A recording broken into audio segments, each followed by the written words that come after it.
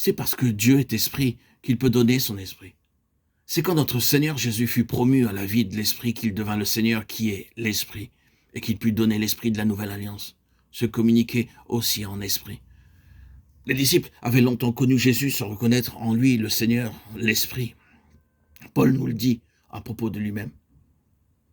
Si nous avons connu Christ selon la chair, maintenant, nous ne le connaissons plus ainsi. 2 Corinthiens 5,16. La prédication peut être très évangélique quant à sa fidélité à présenter le Seigneur Jésus crucifié, et pourtant ne pas parler de lui comme du Seigneur, l'Esprit.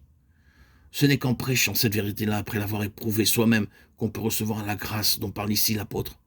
Là où est l'Esprit du Seigneur, là est la liberté. Les croyants recevront alors cette glorieuse liberté des enfants de Dieu. Romains 8:2, Galates 5:1-18. Nous sommes transformés à son image comme par l'Esprit du Seigneur, car alors il accomplit l'œuvre pour laquelle il a été envoyé, pour révéler en nous la gloire du Seigneur. Et c'est en contemplant son œuvre en nous que nous sommes transformés de gloire en gloire. Il est écrit des temps avant la Pentecôte que l'Esprit n'était pas encore, parce que Jésus n'était pas encore glorifié. Jean 7:39.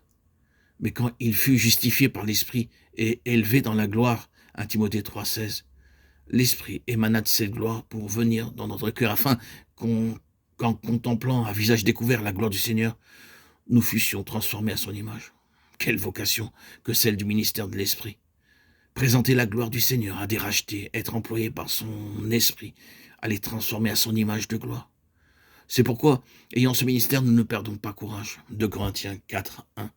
C'est quand on apprendra à reconnaître en Christ le Seigneur, l'Esprit, à reconnaître que l'Esprit de Christ vit encore dans l'Église, cet Esprit qui transforme les croyants en son image. C'est alors que le ministère aura vie et puissance au milieu des croyants, qui sera réellement le ministère de l'Esprit. La force du ministère réside d'un côté, du côté de Dieu dans l'Esprit, et de l'autre, du côté de l'homme dans la foi. C'est ce que nous disent ces mots, ayant le même esprit de foi, 2 Corinthiens 4:13.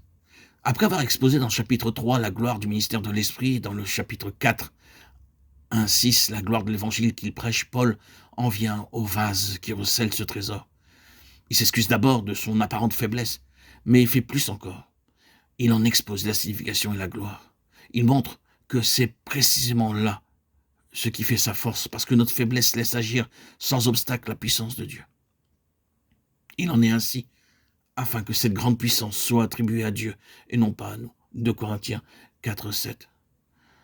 Sa communion habituelle avec Jésus venait de ce qu'il portait toujours partout dans son corps, la mort du Seigneur Jésus, afin que la vie de Jésus fût aussi manifestée dans son corps. 2 Corinthiens 4:10. Ses souffrances participant ainsi de la nature de celle de Christ, qui s'était offert comme substitut pour nous. Et il pouvait dire, de sorte que la mort agit en nous et la vie en vous.